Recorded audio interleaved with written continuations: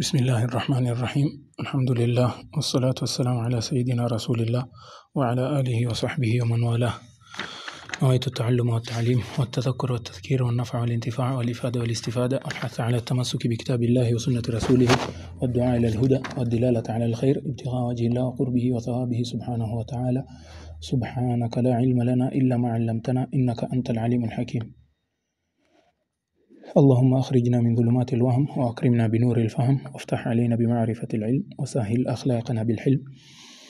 أما بعد، baada ya kumshukuru Mwenyezi Mungu na kumtakia rehema na amani bwana mtume sallallahu alaihi wa alihi wasallam, tutaendelea na madarasa haya ya usulul fiqh katika kitabu cha Nadhmul Waraqati, tukiwa tumegusia yani albasmala na tukazungumzia baadhi ya ahkam za bismillah, na tukasema bismillah inaweza kuwa ni wajibu kama katika swala. Manake bismillah ni kitendo, yani taban ni maneno, lakini maneno huingia katika jumla ya vitendo vya mwanadamu. Kwa hiyo ile bismillah ina ahkam. Ya kwanza ni kuwa inaweza kuwa ni wajibu kama kwenye swala. Tukaeleza wakati gani inakuwa ni wajibu, kaeleza wakati gani inakuwa ni sunna. Naam. Na tukaashiria upande wa bismillah kuwa ni mubah. Je, kuna wakati inakuwa ni mubah ama si mubah? Tukabainisha pale maneno ya wanazuoni, na hapo ndo tulipokomea. Tukasema inshallah leo tutazungumzia wakati gani bismillah inakuwa ni makruhi, na wakati gani bismillah inakuwa ni haramu, na wakati gani bismillah inakuwa ni khilaful aula. Bismillah inakuwa ni makruhi, mwalimu atuambia inda fi'li al-makruh li dhatihi. Bismillah inakuwa ni makruhi katika kufanya jambo ambalo ni makruhi kwa dhati ya lile jambo. Na mfano wanatoa kanat fi shaybi, kama mtu kutoa ama kutufua zile shaybi, yani mvi, lile ni jambo ambalo ni makruh. Tamam, ni jambo ambalo ni makruh. Sasa mtu ikiwa kabla ya kutoa zile atakuwa asema bismillah kisha ndo atoe, tutamwambia hili ni nini? Ni jambo ambalo ni makruhi. Kwa sababu gani? Kupiga bismillah inakuwa ni makruhi, na wakati huo kile kitendo inakuwa ni makruhi. Kwa hivyo kupiga bismillah hali kama ile tutamwambia atakuwa amefanya makruh mbili. Amepiga bismillah ni makruh, kisha akatoa zile mvi pia ni nini? Ni makruh. Taban hapa tusema kutufua, yani naam, kunyoa ni masala mengine. Sasa hapa kawaida tukisomeshwa kule kwenye ile raja huwa tuambiwa yani tukrahul basmala inda fi'li makruhin li dhatihi. Bismillah ni makruhi katika wakati wa kufanya jambo ambalo ni makruhi kwa dhati ya lile jambo. Kharaja bihi al makruh li'arid. Kuna mambo ambayo ni makruhi lakini li'arid, yani li'arid, tukisema li'arid yani kwa sababu fulani, si makruhi dhati ya lile jambo, la, lile jambo asili yake si makruhi, lakini kwa sababu kijisababu, katika vijisababu lile jambo limekuwa ni makruhi. Mfano sote tunajua, nafikiri tukifika mustawa kama huu utakuwa tunajua ni makruh kutumia maji ambayo ni mushammas. Ni makruh mtu akitaka kutawadha atumie maji ambayo ni mushammas, ndio kauli ya mu'tamad katika madhehebu. Tamam, huu ndio mfano uliokaribia. Ama tuweza kusema ni makruhi kula nini? Thomo. Ni makruhi kula thomo. Tamam, lakini ingawa mfano huu una khilafu. Sawa. Almuhim ni makruhi kula thomo. Sasa lao mtu atapiga bismillah wakati wa kula thomo, je, ni makruh ama si makruh? Taban al-Allama Ibn Hajar asema la, kula thomo ni makruh li'arid. Kula thomo ni makruhi kwa sababu fulani. Bwana Mtume amesema ile thomo ni makruhi kwa ajili mtakwenda msikitini, mtakutana na Waislamu, mpaka asema la yaqrubanna ahadukum masjidana idha akala thom, au kama gala sallallahu alaihi wasallam. Yani lao mtu atakula ile thomo basi asikaribie msikiti wetu huno. Bwana Mtume atuambia. Kwa hiyo tukajua pale illa ya ukaraha au makruh wa kula thomo nini? Ni kule ile harufu mbaya, utawapa watu harufu mbaya. Sasa lao mtu ataila peke yake na hatoki na hakuna mtu atadhurika, atasikia vibaya, yani ataudhika na ile harufu, tuambia kula thomo si nini? Si makruhi. Hii ndio kauli ya nani? Al-Allama Ibn Hajar. Kwa hiyo Ibn Hajar kwake yeye, lao mtu atakula thomo ni sunna apige bismillah. Kwa sababu gani? Kwa sababu umakruhi wa kula thomo ni makruh li'arid. Ni makruh kwa sababu nyingine kando, si kile kitendo chenyewe nini? Ni makruhi. Fahamiane. Ama kwenye kutawadha tuambiwa mtu akitawadha na maji ambayo ni mushammas ni makruhi kutumia maji kama yale, lakini mtu akitaka kutawadha ni sunna apige bismillah. Sasa akitaka kutawadha kutumia maji yale, je, tumwambie kupiga bismillah ni makruhi? Tutamwambia la. Hali kama ile kupiga bismillah pale si makruh. Kwa sababu gani? Kwa sababu kile kitendo si makruh li dhatihi, bali ni makruh li'aridh. Si makruh dhati ya kile kitendo, si makruh. Kutawadha si makruh, kumekuja tu kisababu. Nafikiri hapa itakuwa imefahamika. Kwa hiyo jambo lolote ambayo ni makruh laysa li dhatihi bal li'aridh, yani makruhun li'aridh, basi pale bismillah inabaki ile hukumu yake ya asli. Kama bismillah ilikuwa ni sunna kwa kile kitendo asalatan, basi inabaki ni sunna. Bismillah haiwi nini? Ni makruh. Tamam. Kisha kwa hiyo mpaka hapa tushazungumzia makruh. Kwa hiyo jambo lolote ambalo ni makruh li'aridh, basi bismillah si makruh pale. Kisha bismillah inaweza kuwa ni haramu. Walimu tuambia bismillah inaweza kuwa ni haramu inda fi'li muharramin li dhatihi. Turudi pale pale. Bismillah inakuwa ni haramu wakati mtu ataka kufanya jambo la haramu kwa dhati yake. Yani lile jambo ni haramu asalatan. Tamam? Mfano mtu atake kuiba waliyadhu billah, au mtu atake kunywa tembo. Kunywa tembo ni haramu. Ni haramu kwa dhati yake. Basi mtu waliyadhu billah amepewa ile glasi la tembo ati apige bismillah. La, tutamwambia pale itakuwa amefanya mambo mawili ya haramu. Atakuwa amefanya nini? Mambo mawili ya haramu. Lakini hii ni kauli ya nani? Ya al-Imam ar-Ramli. Taban, hii ni kauli ya nani? Ya al-Imam ar-Ramli. Ibn Hajar ni Imam ar-Ramli na al-Khatib takriban. Ama Ibn Hajar al-Haytami, taban sisi tukizungumza kwenye fiqhi tunamzungumzia Ibn Hajar, yani faqih ambaye ni al-Haytami. Ama Ibn Hajar yule mwingine Asqalani kwenye hadithi sana, na yule sana tukimtaja tutasema al-Hafidh. Almuhim, Ibn Hajar al-Haytami asema la, bali bismillah pia katika kufanya jambo la haramu, basi bismillah ni makruh. Bismillah katika kufanya jambo la haramu yeye bado asema bismillah nini? Ni makruh. Lakini ar-Ramli na al-Khatib wasema la, ikiwa mtu atafanya jambo la haramu kupiga bismillah pia ni haramu. Kupiga bismillah pia ni haramu. Na kama tulivyo taja mwanzo tumesema ikiwa lile jambo ni haramu li dhatihi, ikiwa lile jambo lenye dhati yake ni haramu, ama ikiwa ni al-hurma li'aridh, basi bismillah inabaki ni nini? Ni sunna, kama lile jambo la sunna. Tutatoa mfano. Tumetoa mfano wa haram muharram li dhati, ambao kama kunywa tembo, kama kuiba, ati mtu yapige bismillah ili aibe, tuambie ile ni haramu. Lakini lau mtu atataka kwa mfano kunywa nini, asikunywa afwan, atataka kutawadha, lakini yale maji ni maji ambayo yameibwa, maghsub, maji yaloibwa. Mtu ameiba maji waliyadhu billah, yatakutawadha na yale maji. Tutamwambia hili jambo ni haramu, kitendo hiki ni haramu. Lakini uharamu wake ni muharram li'aridh, si muharram li dhatihi, ni muharram li'aridh. Kwa sababu gani imekuwa ni haramu kutumia maji yale? Kwa ajili ni maji yameibwa. Kwa sababu ni maji yameibwa, kwa hiyo kutawadha kwa maji yale tukwambia hii ni muharram lakini li'aridh la li dhatihi. Basi hali kama ile tutamwambia yule mtu akitaka kutawadha atapiga bismillah. Na inshallah hii tafsili ya kitu ambacho ni haram li dhatihi ama haram li aridh inshallah itakuja kwenye uzuri tutazungumzia usuli, yani usulul fiqh itakuja inshallah akizungumzia mas'alati an-nahi, anna an-nahi yadullu ala al-fasadi. Ingawa yameileta kiabiati za shairi, tutakuja yani tukizungumzia mas'ala kama haya. Naam. Kwa hiyo hizi ni ahkam, nafikiri paka sasa tumetaja 5. Wajib, sunna, mubah kwa khilafu iliyokuwekwa hapo, na makruhi na nini na haramu. Na upande wa makruh tumetoa mfano wa thomo, kula thomo, na tukasema kuna khilafu, ama tukasema kauli ya Ibn Hajar, tukasema kuwa ukila thomo hii ama kula thomo, ile kile kitendo cha kula thomo ni makruh li dhatihi inda Ramli na ni makruh li'aridh inda Ibn Hajar. Na mwanafunzi akifika step kama hii lazima yani alfadhi kama hizi za kifiqhi ana yuzifahamu na wanazuoni tukiwataja lazima awe yuwajua tayari, manake takuwa wametajwa kwenye Safina, wametajwa kwenye Muqaddima, wametajwa kwenye Mukhtasar al-Latif, kwenye Abi Shuja. Almuhim, kwa hiyo bismillah ama bismillah wakati wa kula thomo, thamara ya khilafu ama natija ya khilafu baina Ibn Hajar na Ramli, wote wale wanasema kula thomo ni makruh, lakini Ibn Hajar akwambia kula thomo ni makruh li'aridh si li dhatihi. Ramli akwambia kula thomo ni makruh li dhatihi. Sasa faida ama natija ya khilafu hii ni kuwa Ibn Hajar akwambia ukila thomo ni sunna upige bismillah, lakini al-Imam Ramli akwambia la, ukila thomo si sunna ufanye nini? Upige bismillah. Kwa sababu gani? Kula thomo ni makruh li dhatihi kwake, kwa rai yake. Naam. Na mpaka hapa tutakuwa tumemaliza kwa haraka ahkam za basmala, na tulizungumzia baadhi ya masaili yanayohusiana na basmala katika darasa iliyopita.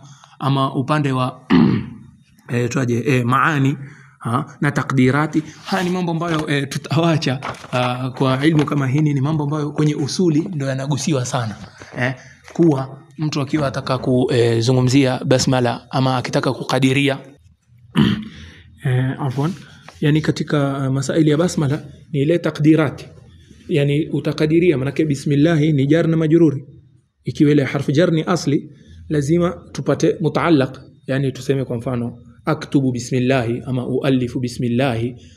Haya ni masail huzungumziwa sana kwenye vitabu vya nahau, lakini kwa haraka tu ni kuwa uzuri mtu akiwa atakadiria atafanya ile takdiri ile mutaallaq iwe atasema yani ualifu bismillah. Ama tukiwa yani adag ni tuseme bismillah ualifu, yani tuijalie ile muqaddar ama ni iwe mutaallaq iwe ni fi'lan khassan muakharan, iwe ni fi'lan khassan muakharan. Kivipi? Fi'li yani ualifu badala ya kusema taalifi kisha iwe ni khas, tuseme ualifu badala ya kusema abtadi'u. Kisha iwe ni muakhar, yani badala ya kusema ualifu bismillah ni useme bismillah ualifu. Naam. Ama sababu za kuzifanya hivi kwa haraka, kwa sababu gani tumekadiria kuwa ni fi'li? Maulama watuambia li anna al-asl fi al-a'mali al-af'al, kwa sababu asli katika ilmu ya nahau kuna kitu chaitwa awamil na kuna ma'mul, kuna amil na kuna ma'mul. Kwa mfano daraba zaidun amran, daraba ile ni amil, maana ni fi'li, ile ni amil, ile ndio ilofanya kitu kingine kiwe ni marfu'i, imefanya fa'il iwe ni marfu'i na ikafanya maf'uli iwe ni mansubi. Kwa hivyo fa'il na marfu'i, fa'il na maf'uli zile ni ma'mulani, zile ni ma'muli mbili, kisha daraba ni amil. Sasa maulama watuambia al-aslu fil a'mali, yani asli katika lugha, vitu ambavyo vinafanya kazi vinaathiri vingine, asli yake nini? Ni af'al, ni vitendo. Kwa hiyo bora hapa katika takdiri tukadirie fi'lan, kisha ni bora pia tuikadirie khasan, kwa ajili maulama watuambia li anna shari'a fi shay'in yudmiru fi aqlihi al-fi'l alladhi sayaf'aluhu, kwa sababu wanatuambia wenye maulama, na ni jambo la kawaida la kuzoea kuwa mtu yote ambaye ataka kufanya kitu huwa anaweka kwenye akili yake, yuafikiria kwenye akili yake lile jambo ambalo yataka kufanya nini, kulifanya. Kwa hiyo ambaye yataka kulala kisha akisema bismillah, yani yeye amesawir kwenye akili yake kufanya nini, kulala. Akiwa ataka kula akisema bismillah, amesawir kwenye akili yake kufanya nini, kula. Akiwa yuandika akisema bismillah, ni kwa amesawir kwenye akili yake kufanya nini, kuandika, wa hakadha. Lakini ikiwa tutasema abtadi'u ni am, yoyote yule ambaye yuala akisema abtadi'u itaingia, lakini yeye hajakusudia abtadi'u, hajafikiria abtadi'u, hajafikiria kuanza, amefikiria kufanya kile kitendo chenyewe. Kwa hiyo ni bora tukadirie fi'lan khasan. Kisha kwa nini tuifanye muakhar? Kwa sababu tujalie hasri na pia tuipe kipaumbele jina la Allah jalla jalalu. Manake ukisema bismillah ualifu, yani kama umewepa muhimu jina la Allah, umeanza na jina la Allah. Kisha jambo la pili liifadati alhasri, ukichelewesha ile amil, ukichelewesha fi'li, ukadimishe jar na majruri, ile hufaidisha hasri, yani hufaidisha kukata. Ni kuwa bismillah ualifu, maana yake ni ualifu bismillah faqat, yani mimi naandika kwa jina la Allah peke yake. Lakini lau mtu angesema ualifu bismillah, yani mimi naandika kwa jina la Allah, angeweza kusema naandika kwa jina la Allah na kwa jina la fulani na kwa fulani waliyadhu billah. La, yeye asema bismillah ualifu, kumaanisha mimi naandika kwa jina la Allah peke yake.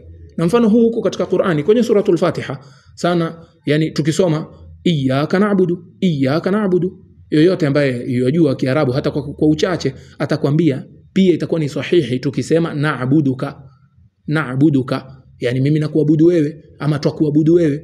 Kwa hivyo iyyaka na'budu, ile iyyaka ni maf'ulun bihi, na asli ya maf'uli ni ifanye nini, icheleweshwe, lakini imeletwa mapema, imetangulizwa guddima al-maf'ulu, ile maf'uli imekadimishwa. Kwa sababu gani? Inafaidisha ama inatunufaisha nini, inamaanisha hasri, yani na'buduka Allahu faqat, na'buduka Allah faqat, twakuabudu wewe peke yako, hatumwabudu mtu mwingine. Lakini angesema na'buduka ama tungesema na'buduka, ingebidi tuongeze neno faqat, ikawa imetosheka ama imetutosheleza kusema iyyaka na'budu. Angalia yani fani ya Kiarabu ilivyo tamu. Ni kama kusema zaidun fi dari wa fi dari zaidun, Ukisema fi dari Zaidun, moja kwa moja yule aliyosoma nahau ama aliyosoma hata kibalagha kwa uchache atajua hapa tumemaanisha hakuna mtu mwingine isipokuwa nani? Isipokuwa Zaid. Au wale wa Arabu wa asli ukimwambia fi dari Zaidun, yani katika nyumba hakuna mwingine isipokuwa nani? Isipokuwa Zaid. Lakini ukisema Zaidun fi dari ni kwa Zaid yuko nyumbani, naweza kuwa pia kuna Amri, naweza kuwa pia kuna wa hakadha ila akhiri al-amr. Kwa hiyo haya ni masail ya bismillah utajwa, kuna irabu ya bismillah, kuna namna ya kuiribu arrahmanir rahim ama arrahmanur rahim wa hakadha paka mwisho. Haya ni masail ama ni maelezo ambayo huja katika elimu zingine. Hapa hatutoingia sana kwa urahisi, haraka kwa uchache, haraka ni tuseme alba harf jar, ismu majrurun bilba wa alama jarri kasratun dhahiratun fi akhirih.